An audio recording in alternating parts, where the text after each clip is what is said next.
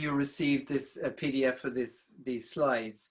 And without any apology, I'm going to jump straight through to slide 17, because basically you're all human givens practitioners. I wanted to provide the background information as to how this whole measurement thing began in the first place. I just wanted to explain about my relationship with HGI and all of that. And the fact that, I mean, I haven't approached HGI to have this as a stamp of approval as CPD. I let that down to your own discretion to decide that. But it seemed to me that looking on the website, it all certainly fits. Plus, indeed, any time you spend subsequent to this, because there's quite a lot to learn. Now, how can I find that person? One more. There we are. I think now we've got a full complement. There's quite a lot to learn. So you'll find when you go to the help pages, the new help pages, you know, you may need to spend time there. And that, in my estimation, certainly is valid continuing professional development. I then went on in my slides to just talk about the sort of integration of working in this outcome-informed way. Why I personally, Bill Andrews, thinks that the RIGAR model fits perfectly with this, and it makes sense. I'll be very interested in any comments you have about that, but I didn't want to spend much time sort of talking about this here today because I've so much else that I want to talk about with you. So you can, by all means, bring it up when I open up for Q&A, or email me separately or whatever if you have any questions about anything relating to the sort of first 16 slides there. So, jumping on to the agenda then. So I want to first of all just take a quick look inside the current system that you've already got at the moment, version 2.6, just to point out a few things that have come up as little questions here and there. And you may well understand all these already, but in case you don't, it's a little bit of an explanation anyway. And then I want to get into looking at the new features in version 3, which we're very excited about. It's taken a long time to develop and test and retest and change and go back and all the rest of it. And it's, you know, with software, it's an ongoing process. It's an iterative process of development in response a lot of the time to the suggestions that come from you guys. So, you know, it's always very, very helpful. Sometimes it might take quite a while before you make a request for something and it actually appears. Sometimes it might never appear. Other times it might be sooner, but your feedback is always very valuable. So without further ado, I'm going to jump on now to this is called a user acceptance test site. And let me just find what I want to do here. Oh, yes, I've learned this last night. I can't do this when I'm screen sharing. So just 1 second now. Where are we? Yes. Right, now get back to my screen share again. Right, now, okay. So can you all see a screen that's saying enter validation code? Yes, good. And hopefully that validation code will pop in here. There we are. 257893. Now you won't see, I'm just going out to my email to pick up the validation code and I'll explain what I'm doing. 257893. So I'm entering 257893. Now, that is what's called two-factor authentication.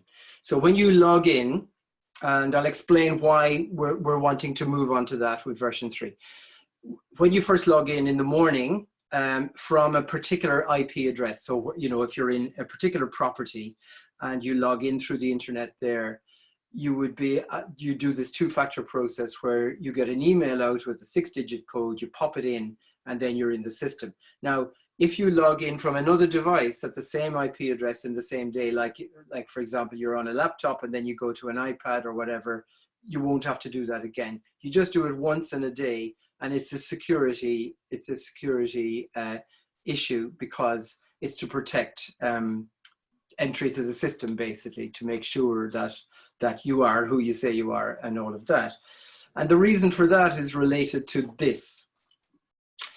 What I was explaining last night is that Back in the day when we first started out on this journey and we went live in 2011, the systems we were using, the systems that were out there, the server providers we were using, etc., we wanted to be absolutely sure for belt and braces that there was no data that could identify a client being captured within the system.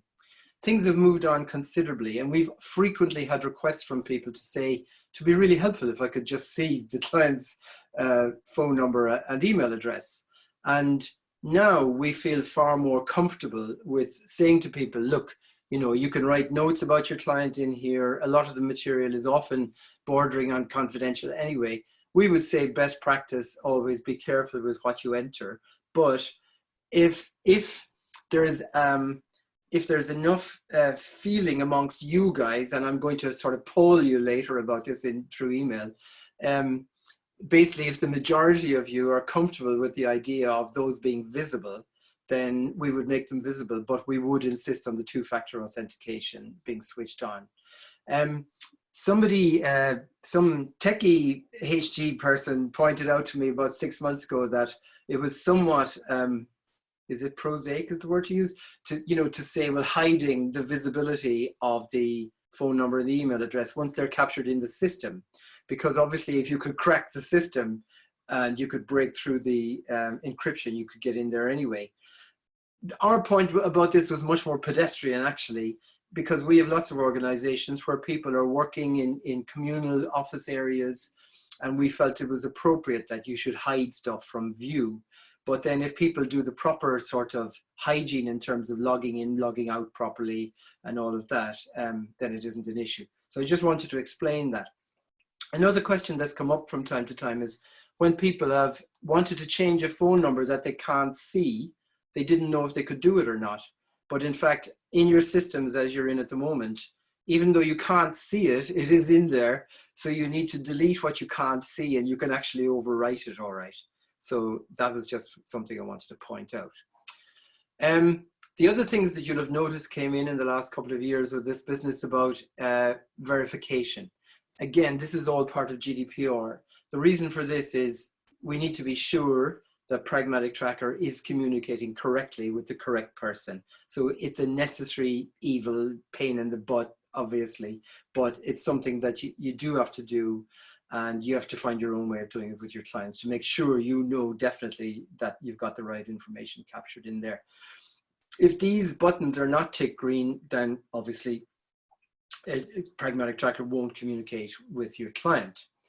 The last thing I want to point out here is the clinical button. You'll know when you create a new client, you have to click clinical.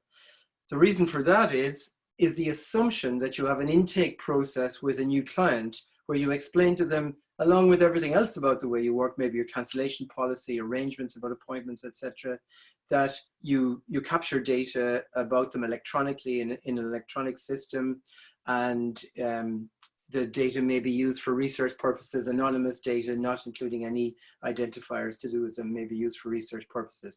And we're working on the basis that you all do some sort of intake procedure along those lines. I know the HGI have documentation, template documentation for people, which has all of this in there. Me with my own clients, I have modifications of that, something simple along those lines, but that's the point of that.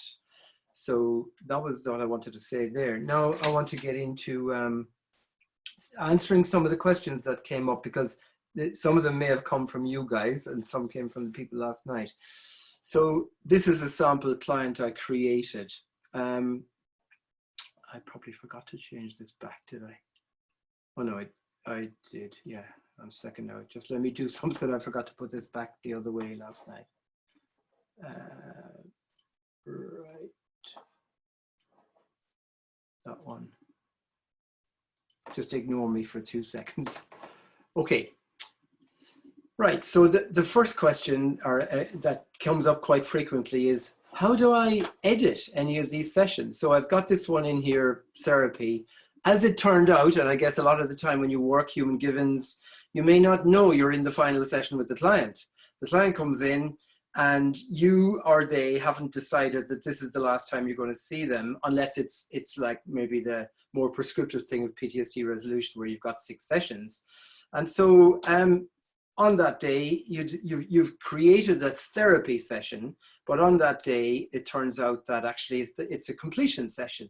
And you think, how do I go back in to change it?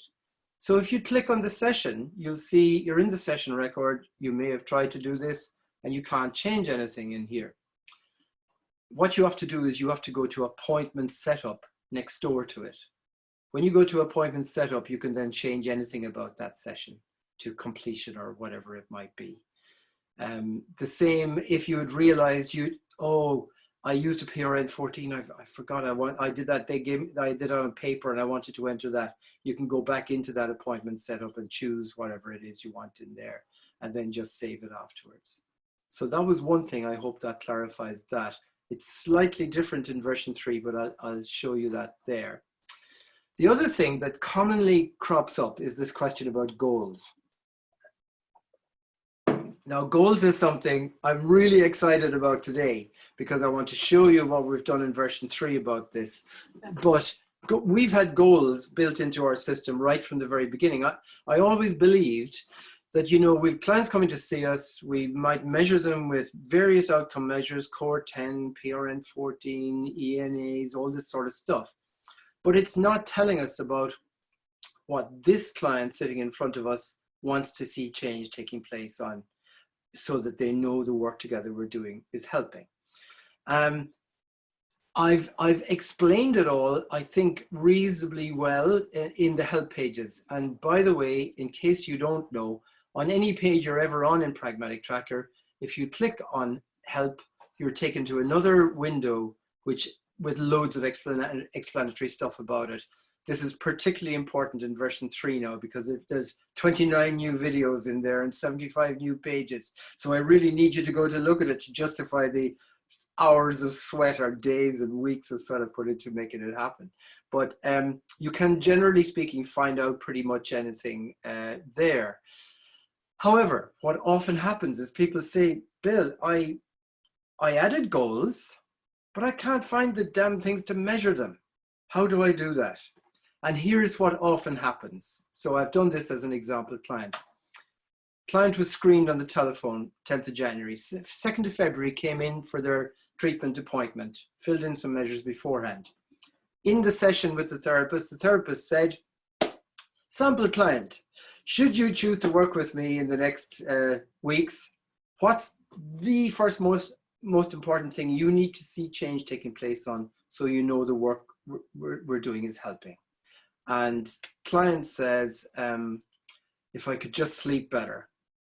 Great, and tell me a bit more about that. Getting the words as a client about that. If I could just sleep more than 5 hours a night. Great. And tell me at the moment, between 0 and 10, where are you? If 10 is the best that could be and 0 is the worst, where are you at the moment? So you jot this down. The therapist jots this down in the room.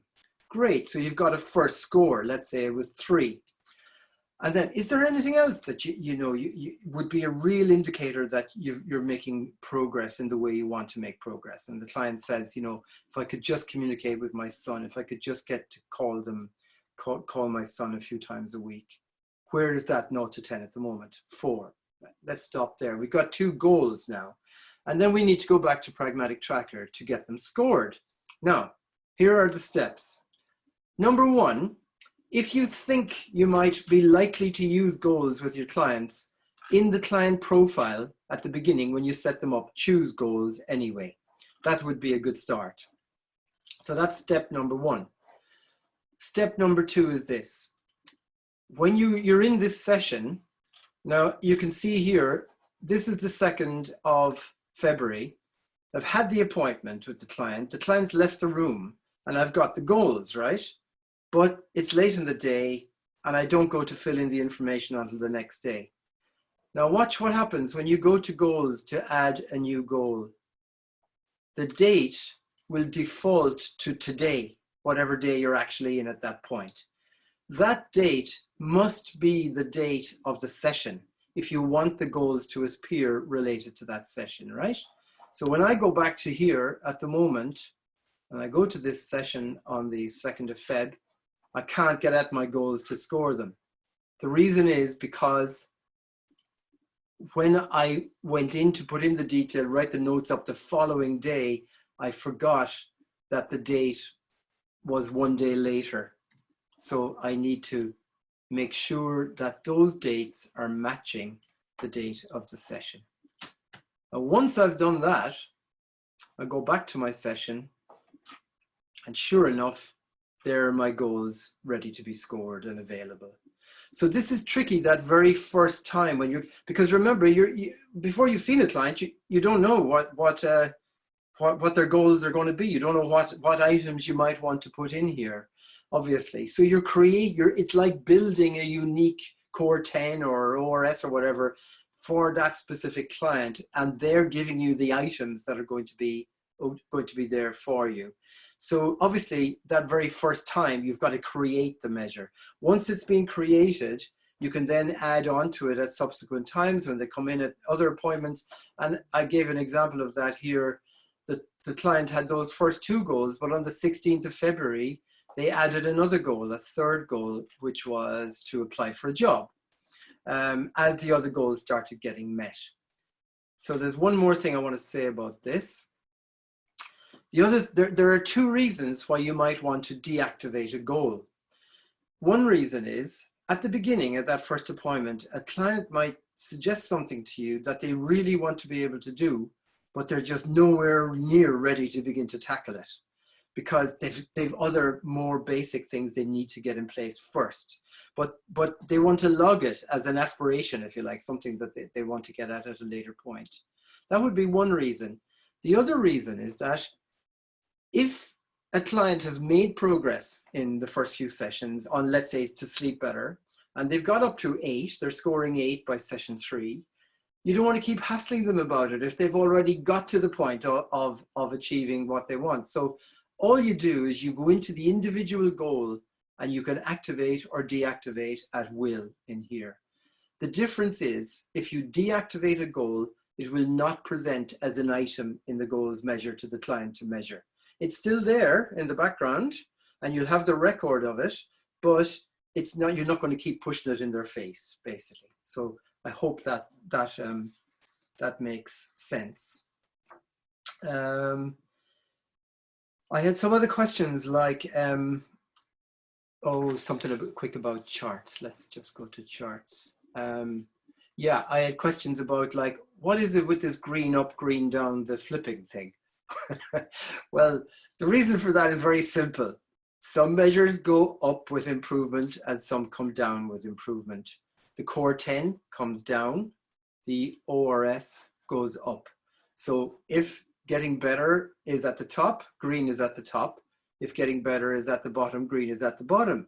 But the trouble is, when you go show all, they're all standardized in relation to each other between 0 and 100% over here. So you see how the y-axis changes from 0 to 40, the distance of the actual measure it is.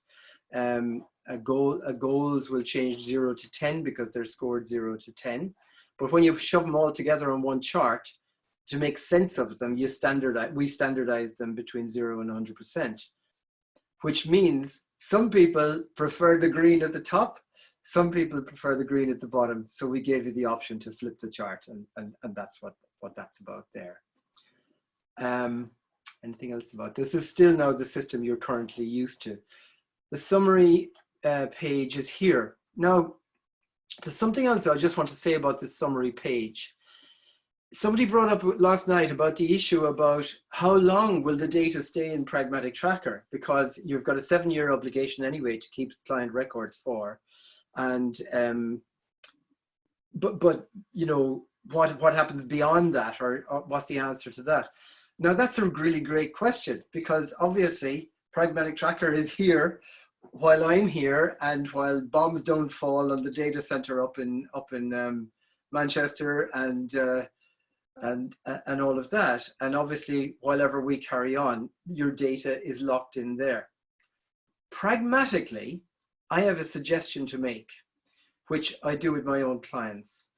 When I close a case, I do a print screen to a PDF of this page and save it somewhere safely in a locked file, print it off and lock it up, or save it safely somewhere on your computer, you know, behind a vault or whatever like that. Now, I say that simply because when you're working with a client going through a treatment, you're not going to be wanting to save this all the time. But if you close a case, when the case you think is finished, it would be sensible to me to do an extract of that data. And if you simply print this screen, you go on your browser, you know, like here I'm in Chrome, I can go File, Print, and I can print that to PDF and save it. I then have a record on one page of everything about that client that's retained. I've got all of the notes that I'll have taken about the client down here. I've got all of their outcome measures that I used with them, all of the goals that were identified, everything. I've got a full synopsis, which would allow me, you know, to have something to come back to later on, and that could be stored for 7 years. Having said that, because I actually think this is a very good idea, a development issue we're working on at the moment is to make it that you can extract all the shoot and caboodle of all your clients all at one go in this way to a file. But it's something we have to think about very carefully because there's all sorts of security issues around that, etc. But it was really after this comment last night made me think about this, that yes, whatever I'm here, whatever Pragmatic Tracker is here, and you know, we've been going since 2011, we've never had any type of security breach, data loss, or anything like that. And please God, everything carries on and it's all there. But I think it would be sort of belt and braces to just do that. I don't know what you think, but that's what I think about that anyway. Any last things to do with this? I think that covers all of the things. So what I'm going to do at the moment, just for a moment, is stop the screen share and let you hurl any questions at me or comments or whatever like now. So I'm listening. Anyone? Bill, yeah. you know, you were just talking about being able to use that summary screen to save data on each client. Yeah. I've noticed on the PTSD resolutions that the clients disappear. How would do you just go into the closed clients and it would yes. pick it back up? Yeah, they'll be in the closed list, yeah. Right, because they just disappear when... List, yeah, okay. They're not disappearing, they're still there. They're still... just moved. I mean, in an ideal world, one would have a very small open list. Your open list should only be the clients you're working on at the moment. Yeah. Right? When you've completed a case, you close it. Are you all clear on knowing how to close a case? Yeah. Some shakings of the head there. Let me just quickly go back in there. Right, so to close a case when you're done, you simply go to Profile and you come over here on the right, case is open, close the case. Now, if I close this sample client case as a planned ending, let's say, close the case, that client is now in my closed list. And I can, it's not in the open list anymore, so that's the disappearing bit, but they're in the closed list. If for some reason I wanted to reopen that case, for any reason, I can simply go back to the profile and reopen the case in the same place again. Mm-hmm. Just take off the screen share so I can see if people are asking me questions. Yeah, so, okay, Joe. Thank you. Just a very quick one about the going back to the goals thing, because I've been guilty of never ever using that, and I'm going to start because I think it looks fantastic. When you've closed a goal because they've achieved that goal, if you then want to go back into the chart from that goal to say, look, you did amazingly on that sleep, you know, you could use it as a therapeutic tool, that chart. Do you just go back into charts and it's there, or is it under goals? It'll be in the chart. Well, it's under goals and under charts. And yes. This is one of the things I'm really excited about in the version 3. You'll see a big improvement in that area shortly when I come to that. Okay, thank you. Thanks, Joe. Carmen. Hi, Bill. I'm doing some work with YMCA. So there's a lot of clients there that are either on Universal Credit or PIP. Is there any other way we could indicate that on, you know, you've got employment, unemployment, or should I just stick to the kind of standard Because obviously with funding Ah, and things like that, it'd be really interesting to know whether people are on benefits, if they're on universal. right. Or, That's a great point. And there's a good, this is really timely. There's a good opportunity now because we have 16 spare fields in the client profile. So for example, in some systems, you know, they may have chosen to have a funding source or something like that. If you give me some words for a box that you'd like there. It's quite a few actually, because there's people that are actually homeless that are on the street because they come into the night shelter where I work as well. And we've got, then you've got people just within the YMCA, you've got the ones that are in the hostel, and then there's like 3 tiers. So you've got the hostel, you've got then tier 1, which means they share accommodation, they share a bathroom and kitchen, and then they've got their own flat. So I mean, I'm not sure you want to have all of those. Well, I'm just looking there, you can see in the living arrangements, we've got homeless, right? Now, if there are some other categories that, and now bear in mind, the HGI system is a generic system across, you know, a couple of hundred practitioners. So we've got to have it rationalized in a reasonable way. Yeah. Obviously, when people buy bespoke systems from us, they can design it in whatever way they want. But I'm quite open to the idea of putting in a couple of extra fields that might be useful for people. The people who don't want those fields, just ignore them. It doesn't matter, you know, they're just there. But so if you have a couple of ideas, email me afterwards with you. And I mean, certainly single parents might be one, because although, you know, you might be living with your partner, but it could be a single parent. That could be a big issue for some of the sure. So have a think about how you've always got to think about how that would pull out in a report. So you know, think about, should it be a second drop down category or not, and just send me some ideas, and I'll put it to my guys then and think about that. Right, who have I got? Right in the middle of my screen. Sue was first. Sue was first, I think. Sue. Oh, good, thank you, Sue. I can't hear you, Sue. Unmute yourself. Oh, you know, there you go. Right. hi, sorry. With the charts, when you've done that summation of all of them, which is great, what you've done then, you've converted ones that would go this way and ones that way all the same, so they're all going in the cool. That's lovely. Well, that's easy. So that's really good. Yeah, thanks. Okay, great. And any more questions at the moment? No, just something to add on the one before about the categories of employment. That was a great suggestion, because it suddenly sparked in my head a problem with we have young people doing this Prince's Trust work who are in this strange kind of zone where, for example, they're waiting for a placement. So it's neither employed nor unemployed nor seeking work. Kind of waiting for a placement. It's a very strange. Well, so you know, I'm very open to any suggestions that come. Now, bear in mind, obviously, I mean, in an ideal world with the Prince's Trust would have its own instance of Pragmatic Tracker designed around exactly what it needs, you know. But so I don't want to get too carried away with this, because I don't want to make it look totally weird for other people saying, well, what is all this sort of stuff about? But anything that's pretty generic and useful is grand. Kevin. You mentioned in version 3 there'll be a 2-factor authentication with a validation code. Yes. Yeah. How will we receive that? Will it be emailed to us, or does it just come up automatically? Well, at email and or text.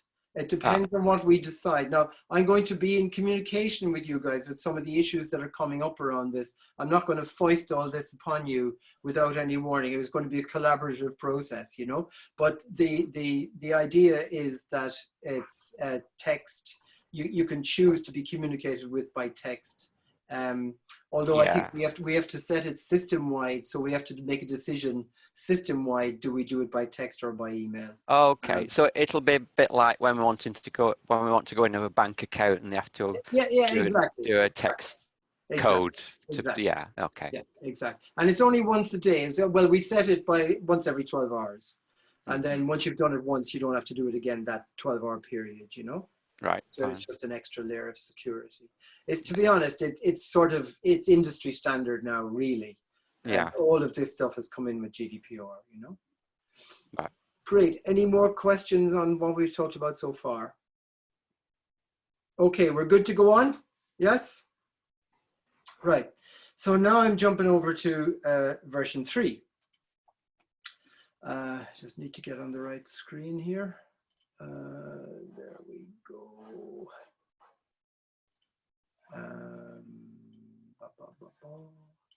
Oh yes, no, I need to remember this yesterday. I need to log in first before I do the screen share. So let me get to the right place.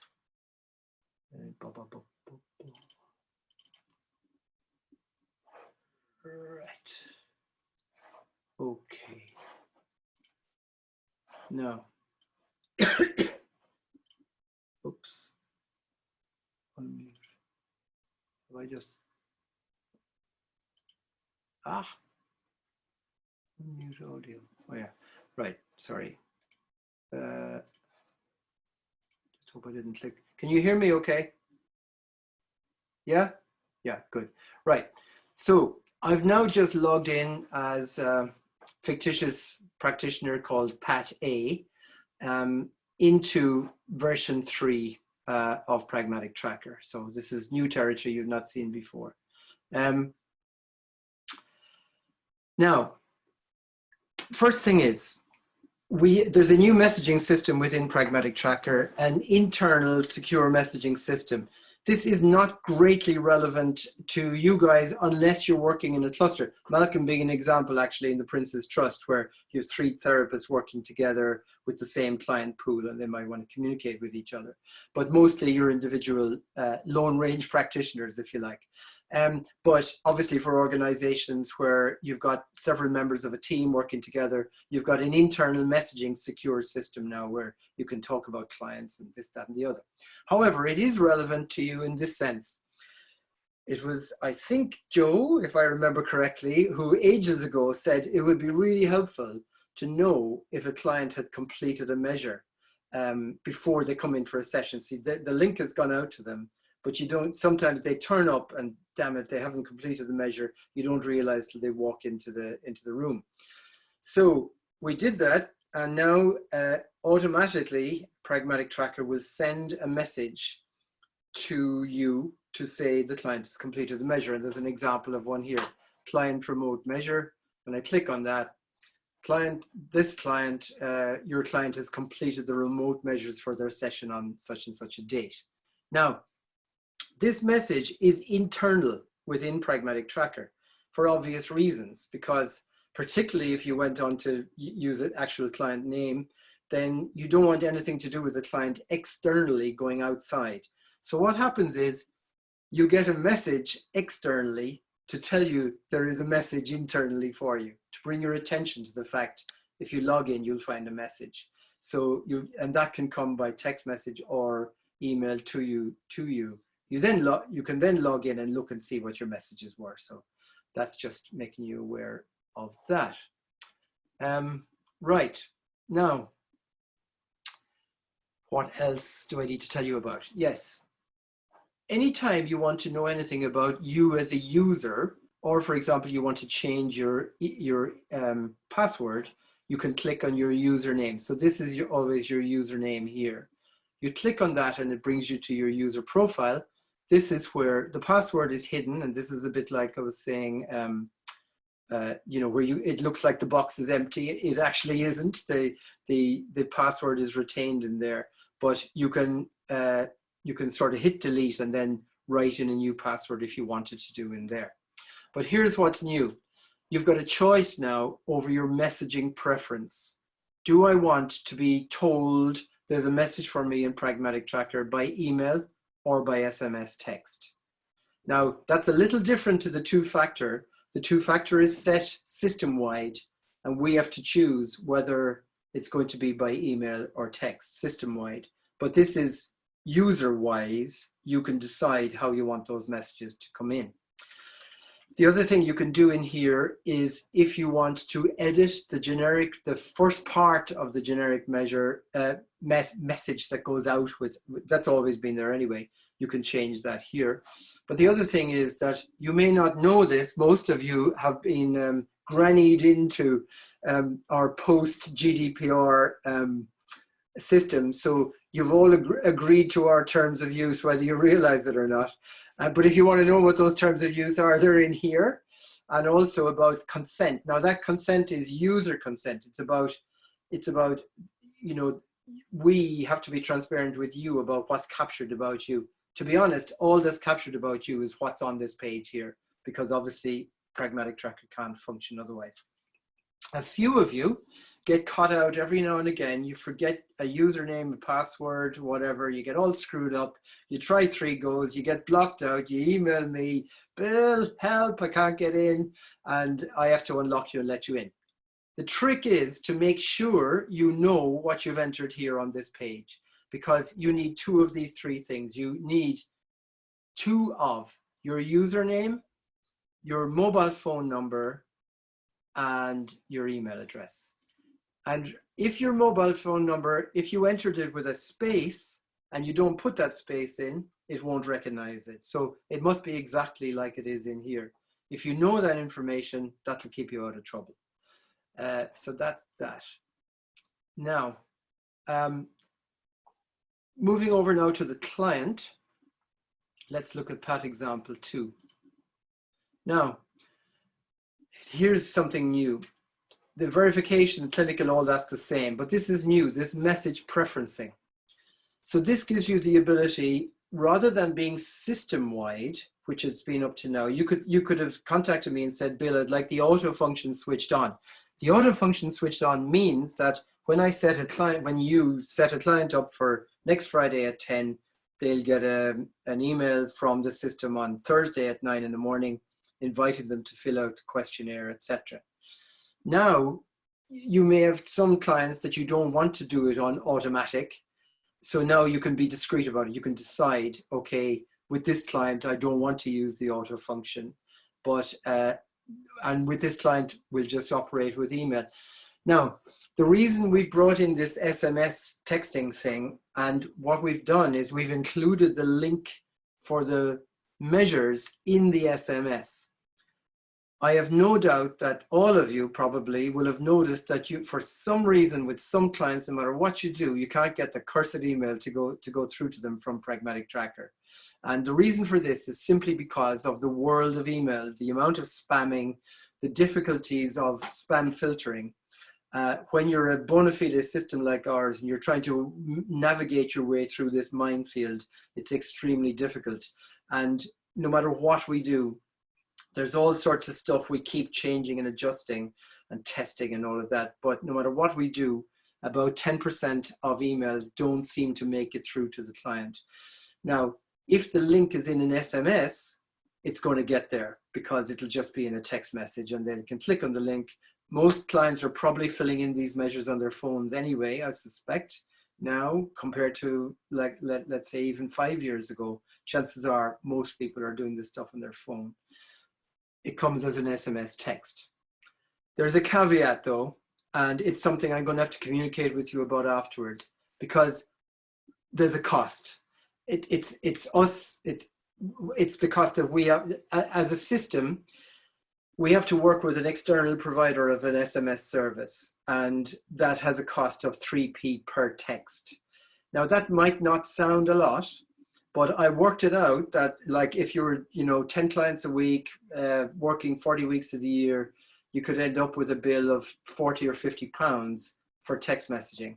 So it's something we have to discuss with you. We can't carry that cost on. I mean, we'd love this to be a free thing. It's nothing. It's just a cost that we have to pay, and it has to be met. So but it depends on how you view it. If you think, well, there's a significant enough number of my clients that are just not getting these messages, and I want to know that they're definitely coming through, then the SMS function is there. I will be communicating with you separately about this to just get your opinion about it. We are able to set it user by user as well. So, as one individual user, you could say, can't be bothered with the text, just leave me on email only. We can do that.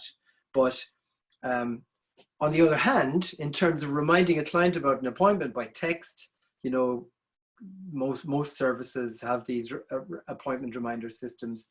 And if you think of 3 pence to remind somebody about an appointment, you may consider it well worth its while over the year. So that's that. Right. I think those are the important things I wanted to say there. I can say no to that.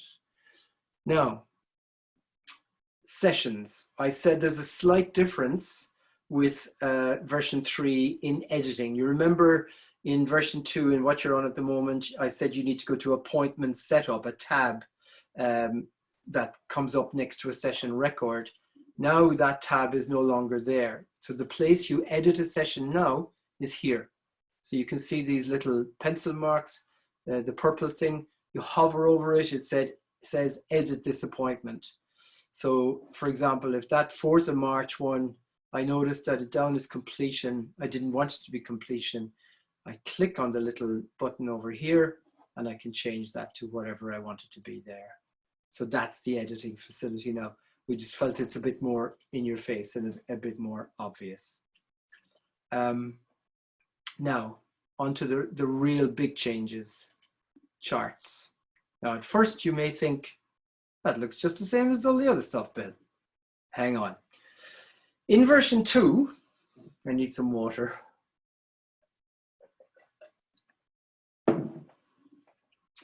In version 2, you have a choice to look at all or one. You can either look at core 10 on its own, or you can look at all together, right? In fact, have I got it still open? Yes, I'm still open here. We just go back to point this out. So here we are looking at all or one on its own, right? Now I'm going over to the new one. Now I can look at all, or I can look at one, or I can look at 2 together, or 3, or 4, or 5, which is all. So now I've got much more control. Because, for example, if I'm wanting to focus my client's attention on the core 10 and the ORS that I've used with them, I can now just have these 2 lines on their own showing on the chart. So I don't have to now flip from core 10 to ORS to show the movement of those together. Now, obviously, as soon as you have more than one added, the y-axis will change to a 0 to 100 because they're different measures with different ranges. They've got to be standardized in relation to each other. Obviously, if you go back to looking at just one on its own, you'll just see that. So that's the first big change. Here's the second change that I know Johan in particular is going to be really pleased about, which is this. So let me go back to the other one again. All right, so when I go back here, this is what you're on at the moment, 2.6. When you drop down, you click on any scoring point and you drop down, you get the scores of that day. On the new system, you get the scores of that day, you get the scores of the first time they came in, and you get the scores of the time just before the time they came in, right? This actually came from Joe and Atlanta, I seem to remember. And I thought it was a great idea, and it's taken this long to actually get it into fruition. And the reason, I think it's clearly when practitioners working very, you know, this is the heart of Pragmatic Tracker. This is the discussion page to talk with your clients about so much stuff, right? And by being able to look at, you know, where are they, not just on the overall measure, but item by item, where have those changes taken place and what's going on, it means the discussion can be much more meaningful. So like looking at question 3, I felt able to cope when things went wrong. Was 4 that first time, really bad score, got a lot better, deteriorated a little bit. It opens it up for a much bigger discussion. So Joe, I hope you like it. I'm sure you'll tell me in a minute anyway. So that's the major change. Now, I want to jump over here. How are we doing? Not too bad. 14 minutes. Goals. Now, when you go to help in here, and I would really encourage you, when I give you access to this, which will be soon, hopefully, I would really encourage you to use the help pages to get familiar with what's in here, because first of all, I put so much work in here. I want you to appreciate how much work this has taken, but I'm really kidding. But with goals, what has happened is this. I always believed that goals and or problems should be trackable as separate entities compared to using standardized measures like CORE or ORS or any other measure. And the reason I felt like that is because sometimes, although the measures are fantastic and they give us great information, they're not really telling me about what this person sitting in front of me, you know, what will change look like through that person's lens, through that person's eyes. What will it look like? And the reason we put problems and goals in is this.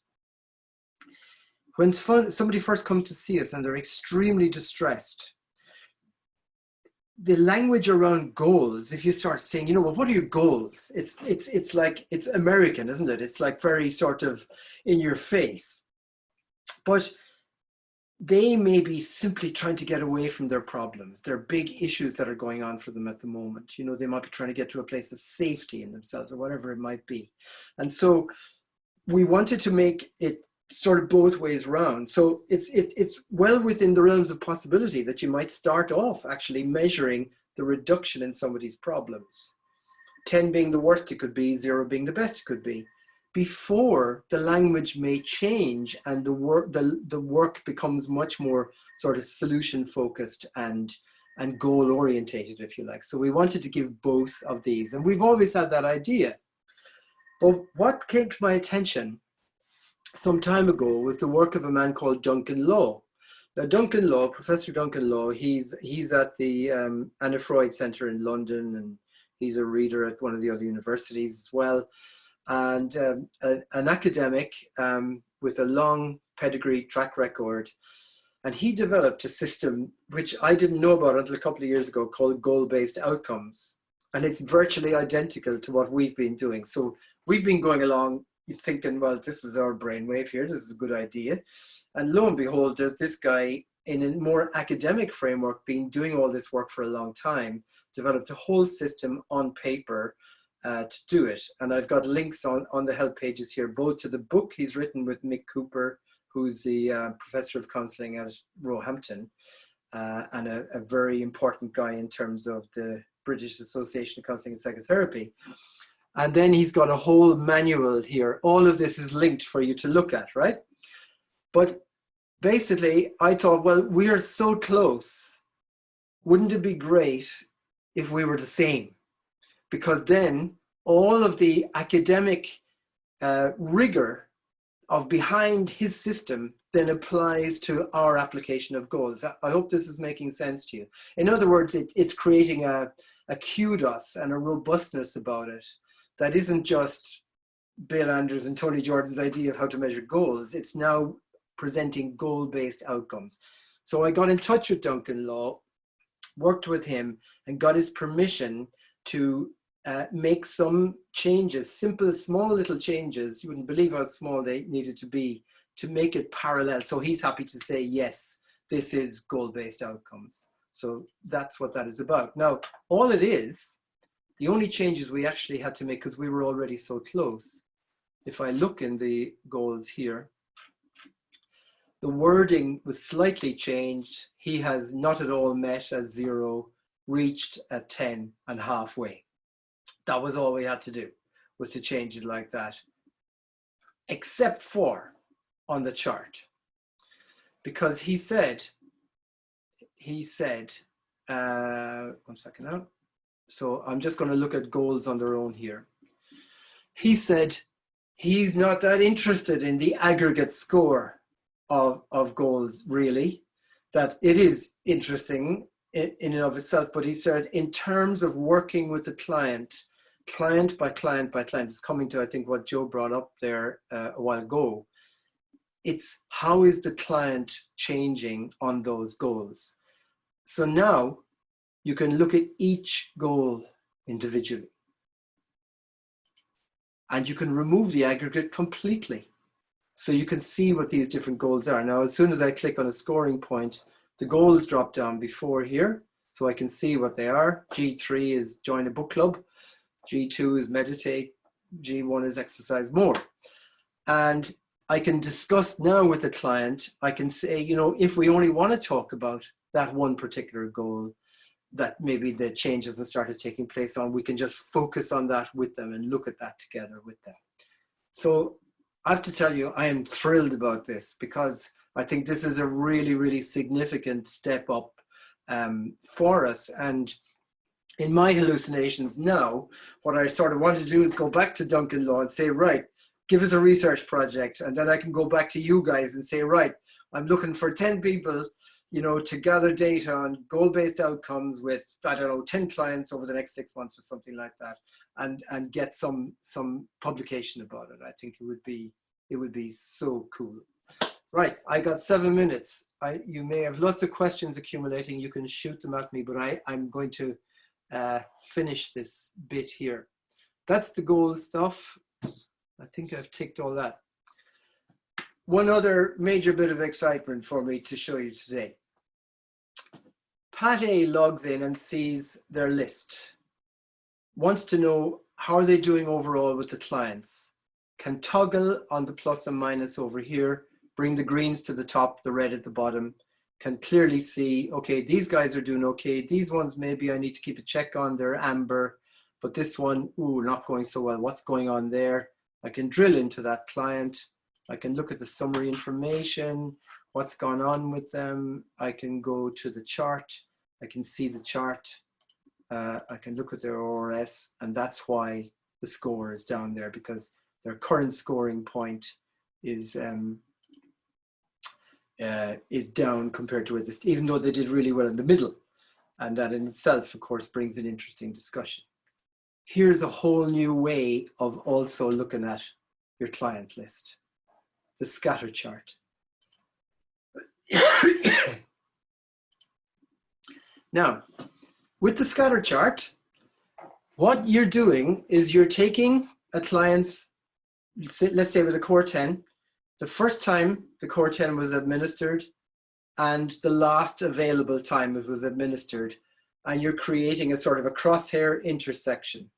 So basically, if I turn all those off and just put core 10 on its own, there's just 3 examples in here. You can see now the y-axis has changed to the core axis. And this client here, if I hover on this client here, the client came in with a first score of 25 and had a final score of 20. So they're this side of this axis. This line here, this dotted line here, represents the no change line. So if a dot is on this line, if you imagine I'm hovering there on 15, it means that the first time they came in, they were 15, and the last time they were measured, they were 15. So the dot would be there, right? If a dot is on the right side, heading down towards the green, it means the new score is better than the first score. If the dot is the other side of the line, it means the new score is worse than the first score, right? So heading up towards the red. Now, the closer you are to this dotted line, the less change has taken place. The further away you are from that dotted line in either direction, the more change has taken place. So if you imagine you're looking at your client list now, represented on a scatter chart, you can straight away identify the cases that you might want to look at to think what is going on with these people here. Let me figure that out. Aha. There we are. There's that same client identified again, you see?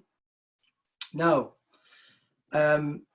it means that you have a way, and of course you can look at all the different measures. You get a combined effects. I've explained this quite a bit in the last section of the slides. This may now make more sense to you when you go back, when I run out of time here to explain it. It's all there, and you can find, the beauty of this is that you've got the information about yourself as an individual practitioner. But then this data translates, and I just got to jump across to the slide to show you.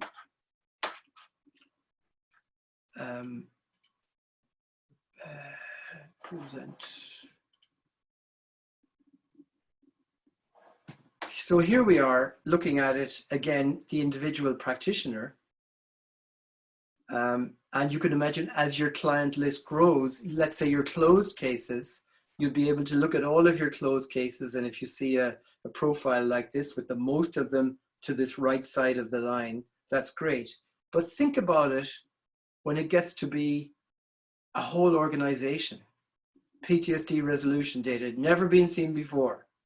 1,324 clients, right? Measured with core 10 here. And this translates into an effect size of 1.48. Let me tell you, an effect size of 1 or above is a very good effect size. In other words, the clients have in general moved a considerable amount in treatment. And you can see the average intake. This is live, this is real stuff. The intake score at the beginning and at the end on the average. And obviously there are way more dots on the right side of that line. So this is just showing you like how it's worked out. It's all explained in those slides. You can go back and it'll probably make more sense to you now. But one last slide I just wanted to show you is here. This is a blend now of looking, no, that's not it. That's the IES, and this is the IES and the core 10 combined. So we're able to do all of this now. We can combine all of this. So this is very, very powerful to be able to quickly and actually live tell what's going on within a database. So you've got it all the way from you as an individual practitioner right through to a large organization. I'm sort of done. Now, we've got 1 minute left. I can stay as long as you need. I appreciate many of you may need to get off, but I'm quite happy to stay on for another, as long as you want if you've got questions. So I'm throwing it right back to you guys now. Carmen, remember to unmute yourselves. Can't hear you, Carmen. Okay. Right. I've got 3 actually, so I don't know if you got all of them, but one of them is say for funders, because I'm doing some work with CCG and GPs, so trying to evidence. The last time I did actually print out a lot of the measures to show improvement, which managed to secure more funding, which was great. Would you suggest that the scatter chart would be the best one, the easiest one to be able to print off to show funders improvement in clients? Would you say that's the best way of evidencing it? As long as you can explain it to them. Right. I think so, because of the effect size on it as well. Yeah, it's a real simple way of showing them the movement. You might have to explain to them, exactly what it is. But I'm absolutely, wondering if anyone was using a different way of evidencing that, when they were. I think and that's the whole thing. It's live, it's right there, and you can show it, there and then. You just have to give them the simple explanation of the before and after. Yeah, exactly. Okay. The other one, obviously, with the second phase of working with other medical centres now, they've got a different cluster, is being able to break it up. So whereas last year I've shown that, can I start the date from, say, September, which would have been a new beginning for a new cluster, to break it up? So I'm not showing the whole picture, I'm just showing from September to now. No, you can't, not in that way you can't, but of course you can extract your data with the reports. We might need to have a separate discussion about that. Reports is another topic altogether, but I can only try to cover so much in an hour. Yeah. And it's already becoming clear to me that there's so many other things to talk about, to be honest with you.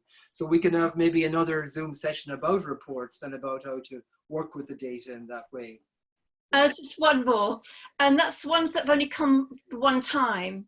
So how that then shows on the measure, because they could only have come and scored quite high on core 10 and don't come back because they feel they've achieved everything in one session, apart from... Well, my answer to that is, how far is it from Sheffield? How far is it from Sheffield? How far is it from Sheffield to where, right? Unless you've got a where, you can't say what the distance is, can you? Yeah, no, I know. But I'm sorry, but I mean, if you measure somebody once, that's all you've got. You've got to first measure. So okay.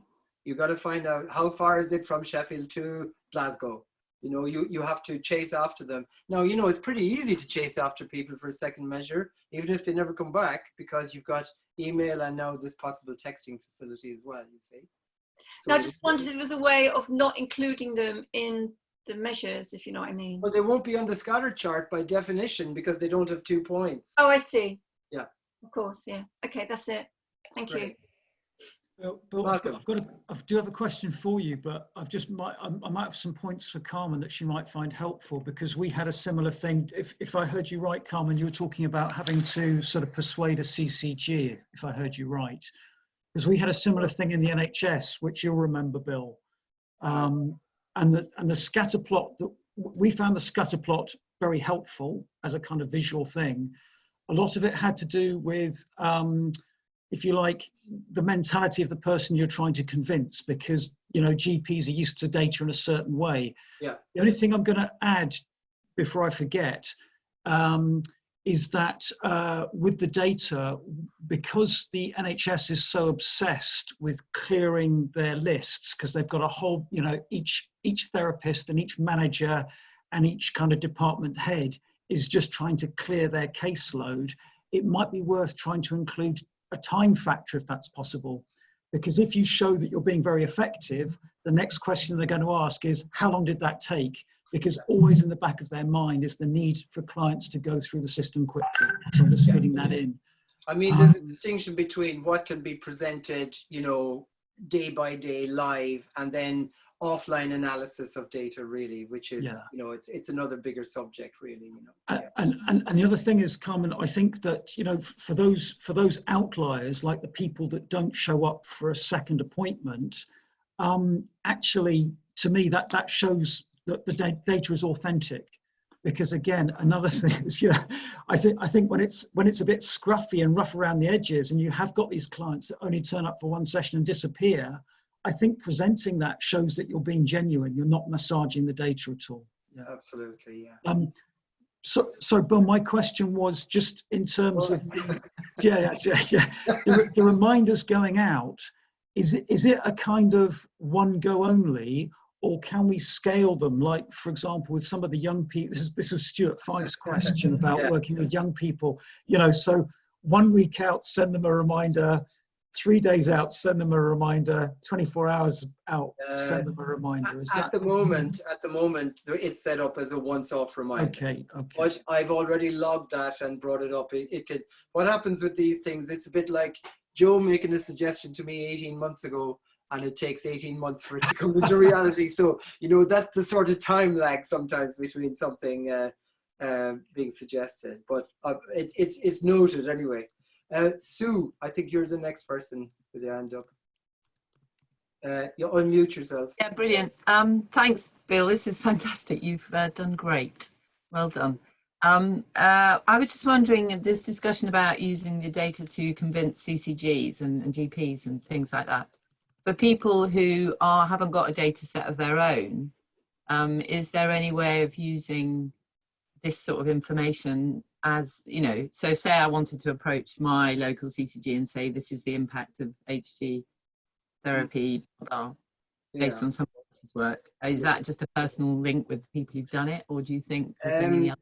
So this sort of came up again last night too. So I suppose it's important for me to state the position as it stands at the moment, right? So historically, going way back in time to 2006-07, we did the Luton pilot study at a GP practice. Now there, the aim was to capture data, 124 clients in a 12-month period, 3 practitioners. We then went on to do 5 years data involving 60 or 70 practitioners over that period of time.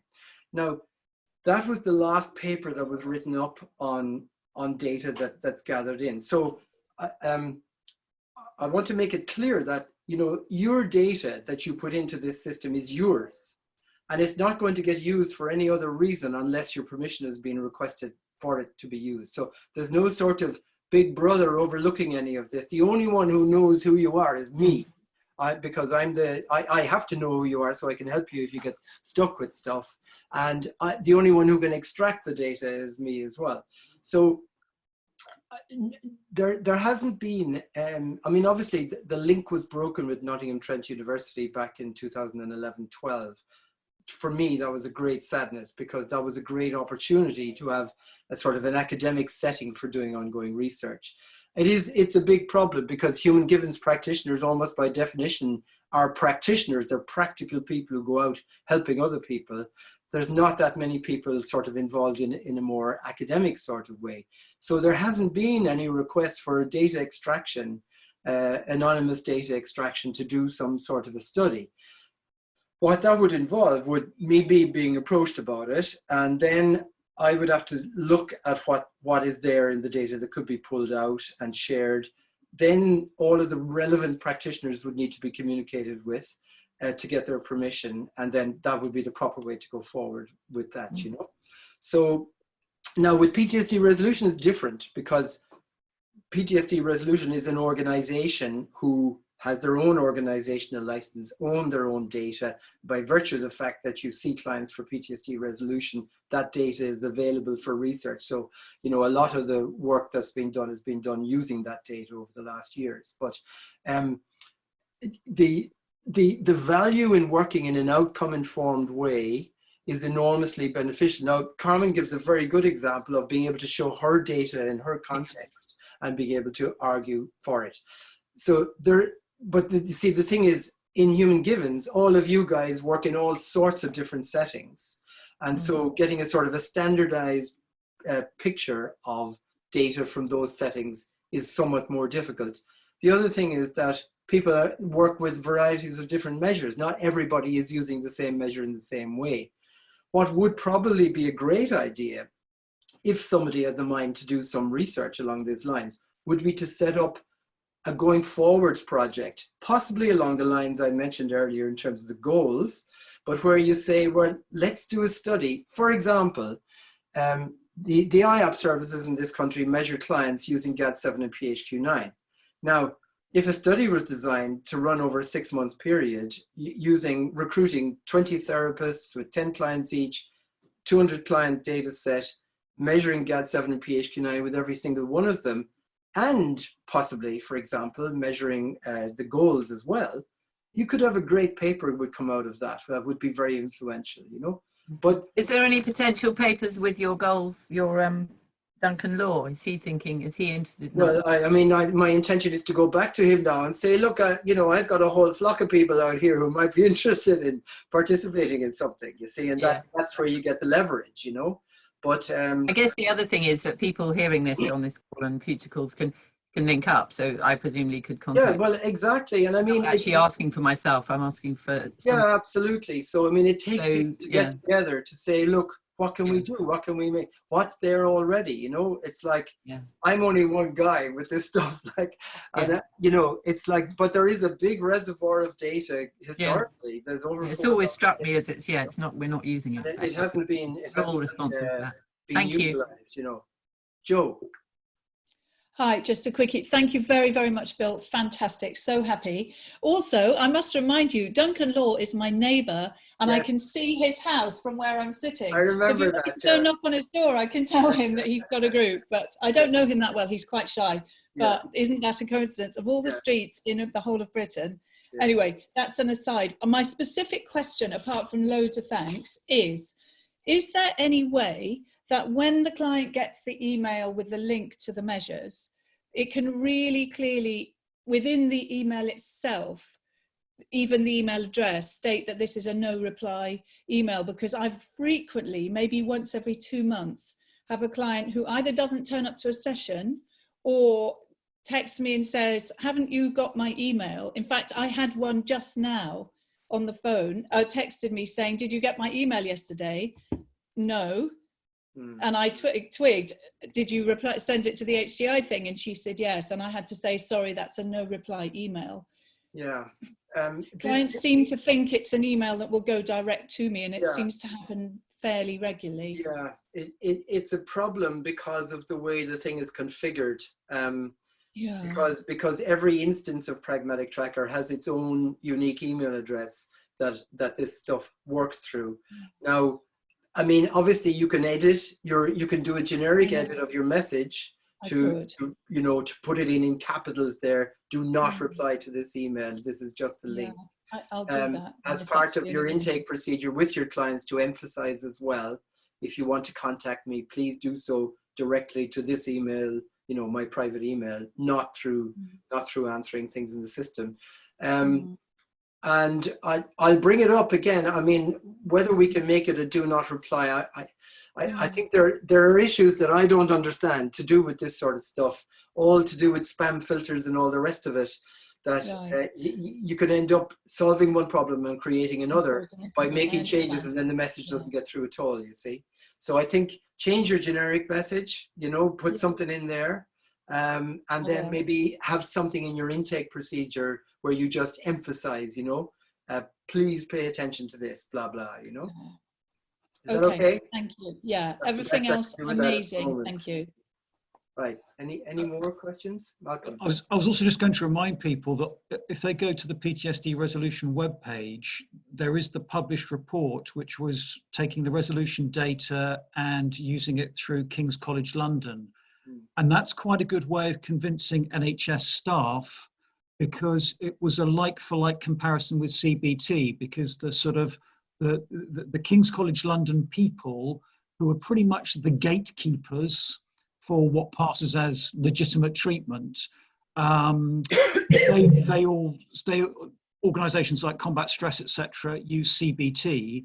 So the sort of research paper that was produced in conjunction with them and has got their names on it. So it's good. So in other words, someone in the NHS, when they see names like Professor Neil Greenberg, they'll know that that's a kind of mark of authentication. And it does quite a useful like-for-like comparison. And it says, yeah, HG is able to produce the same results as CBT therapy, but there are some differences, and the differences are quite positive. Like, for example, we've got a lower dropout rate from first treatment. So if you need to convince an NHS gatekeeper, go to that document, and it is available on the website. So just download it and present it, and it's got some, they will sit up and listen to that because it's got the names of gatekeepers that they would associate with. Yeah, I mean, that's a good example, you know, like how that process worked, by the way, was PTSD resolution paid King's to do the research. King's, I then extracted the data, anonymized data, provide, you know, no clients or therapists identified or anything like that, provided them with all of the extracted data. And that's the sort of process that ideally would be taking place in human givens as well. There is a big reservoir of data with different stories to tell it within it. But it takes people to do that. You know, it takes time, it takes effort, it takes money and all the rest of it. And I fully appreciate it. You know, this, as I say, for me personally, a great sadness was the loss of the link with NTU, because you sort of need that institutional support to bring about a lot of this sort of stuff, you know. But nevertheless, you know, delays are not denials. The stuff is there. But in a way, I almost feel like it's more about going forward, really. It's like thinking, well, look, we have a great system here to use. We have a method to do all of this. We're building links with people. There's so much that can be done going forward as sort of prospective research rather than retrospective looking back on what's there already, you know. Whew. Great. So an hour and a quarter. Beat last night by 4 minutes. I mean longer. No, not beat, but slower than 4 minutes. But we covered a lot. I hope you agree, and I hope you found it useful and interesting. And you know, you may think of other stuff afterwards. Please keep it coming. The more we get an insight into your challenges and difficulties with any aspects of the system is all helpful in terms of its ongoing development. The other thing, though, is I would love to hear your stories about, particularly about how it helps in your work. The first part of my slide presentation about the human givens and the, you know, all of that, about how you weave it into your treatment, you know, just little emails, anything at all that creates little statements, if you like, about how you found stuff helpful. There will be other stuff. I will be coming back to you in the next weeks, asking you stuff, getting your opinions about things, making suggestions. I may need to ask you a small bit of help to do what we call user acceptance testing before we launch version 3 properly, to get you to just go through a dummy site, which is a replica. So all your data will be in there up to that cutoff point, just to play around and see what you notice, if you notice, and all of that. But I think I'm ready for a cup of tea. So I would just like to thank you all very, very much for coming along, and I hope you've enjoyed the session, and I'll be in touch with you soon, no doubt. Thank you so much, Bill. Thank you. Okay, guys. Okay. Thank you. All the best for now. Bye-bye. Bye. Bye.